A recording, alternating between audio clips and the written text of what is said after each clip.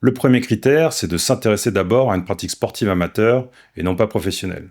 Quel que soit le sport, celui-ci est beaucoup plus dangereux et risqué lorsqu'on a des objectifs professionnels. Et comme ce n'est pas le sujet de la vidéo, on va surtout s'intéresser aux bienfaits sportifs dans le cadre d'une pratique amateur. Les 3 critères suivants sont liés à la praticabilité du sport.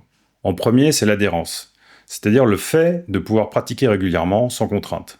Par exemple, le ski a une faible adhérence car on ne peut pratiquer que quelques mois par an. Alors l'adhérence, c'est vraiment le pilier de tous les bénéfices. Un sport, même parfait, n'apporte rien s'il n'est pas pratiqué régulièrement. En deuxième, il y a la sécurité. C'est évaluer la dangerosité de la pratique, les risques de choc, d'accident ou de blessure.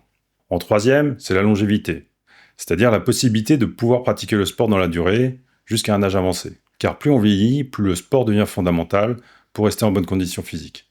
Alors autant s'entraîner sur des sports que l'on pourra pratiquer jusqu'à la fin de sa vie, plutôt que de devoir réapprendre plus tard. Alors tout cela ne veut pas dire que si l'on a un sport qui ne remplit pas ces critères, il ne faut pas le pratiquer.